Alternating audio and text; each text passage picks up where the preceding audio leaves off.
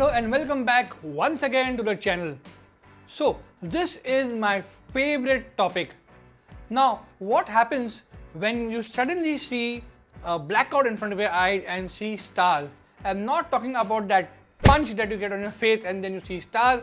I'm talking about the Milky Way.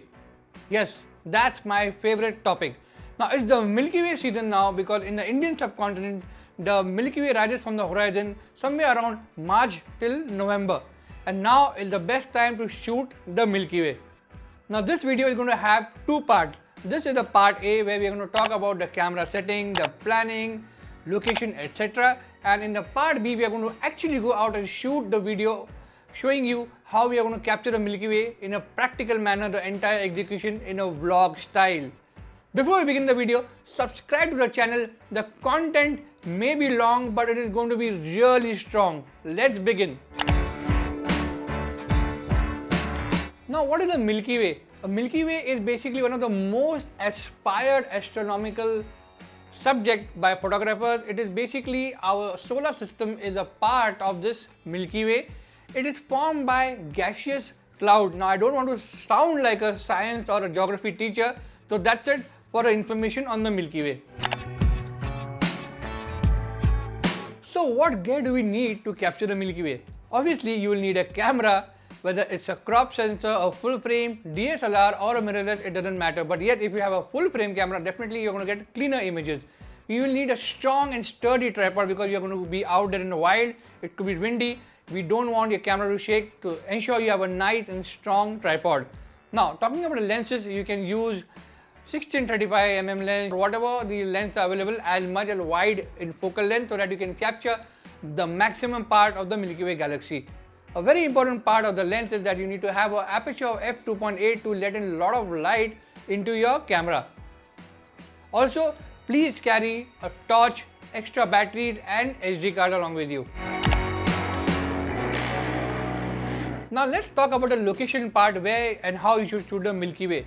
Location is the most important part when it comes to shoot the Milky Way. You cannot be shooting it from a terrace or from a balcony or going to the outskirts of a city by traveling 7-8 kilometers. It's not possible because when there is too much of light pollution from the city, from the road light and a street lamp, it is going to create a white curtain on the sky and you won't be able to see the Milky Way. The idea is to go 50 to 100 kilometers away from the city where you can actually see the sky and the stars very clearly with your naked eye.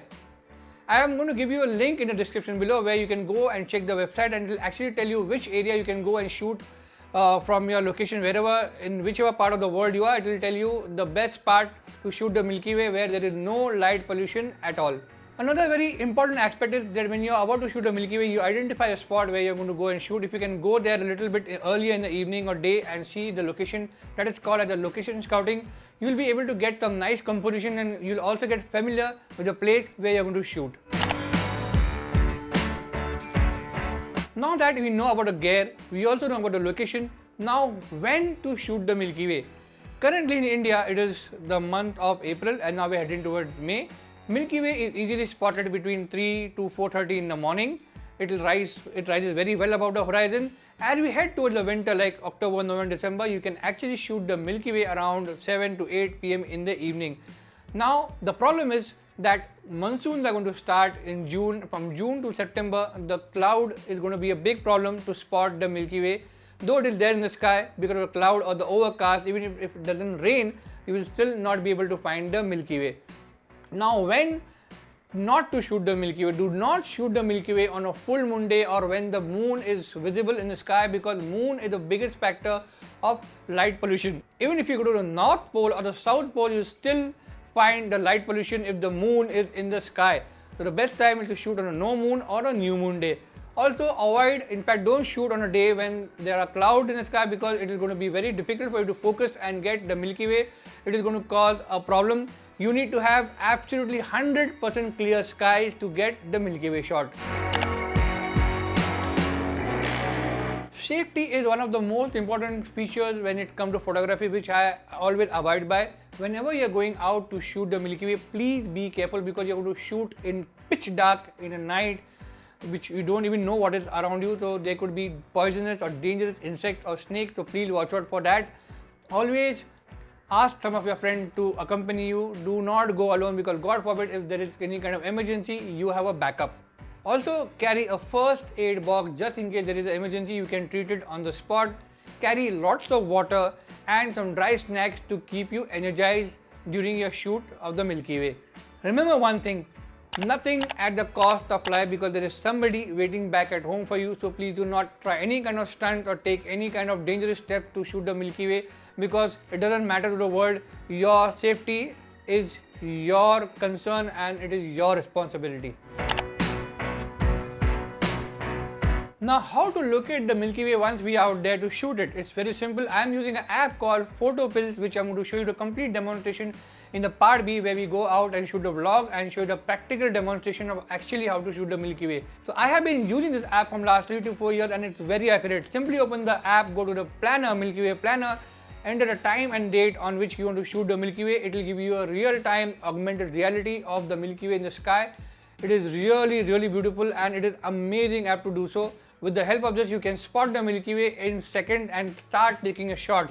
You can also download it on your iOS and your Android. Another app which is there is Star Walk 2. I'm going to give you the link in the description below for you to download the app. You must have this app when you're going out there to shoot the Milky Way. Now let's talk about the camera setting. Though I'm going to give you a complete end-to-end detailed explanation and a practical demo in the next video, but again let me give you a brief on what your camera setting should be. So basically you need to shoot on RAW, very important, compulsory shoot on RAW. Set your white balance to auto white balance, mount the camera on the tripod, open the Photo Pills app, spot the Milky Way and set your aperture to f2.8. You are going to need the manual focus and not the autofocus because autofocus is not going to work in this scenario. Simply use the manual focus and look for the brightest star in the sky and set it to pinpoint focus and set the focus to infinity. Because all the stars in the sky are in the same focal plane. If you don't understand what a focal plane is, I have made a detailed video, you can go and check there. Talking about ISO, you will need to set the ISO to 3200 to begin your shot with. As and when you progress, I'll tell you how you can make the changes of the ISO depending upon the shutter speed setting.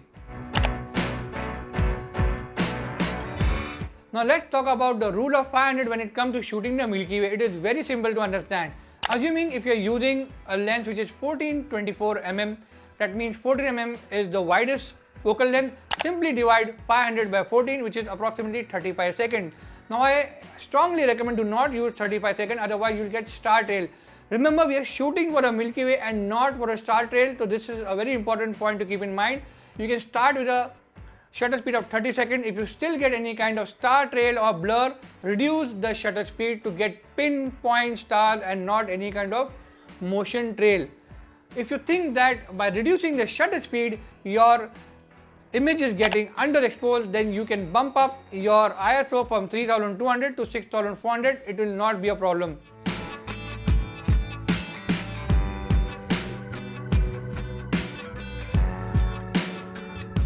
So that's it for now in this video. In the next part we are going to go out. I'm going to talk about the camera setting, actually show you and demonstrate practically how the rule of 500 works, and we are going to get some amazing shot. Also for the mobile photographers, do not get disheartened. I have an Apple iPhone 11 Pro which I'm going to make an attempt to shoot the Milky Way. If it's successful, I'm going to give you the detail and the settings of shooting the Milky Way from your phone probably. So I really hope this video has given you a lot of information. Please do subscribe to the channel because the part B is coming and a part C in which we are going to cover how you can also edit or post process your Milky Way shots.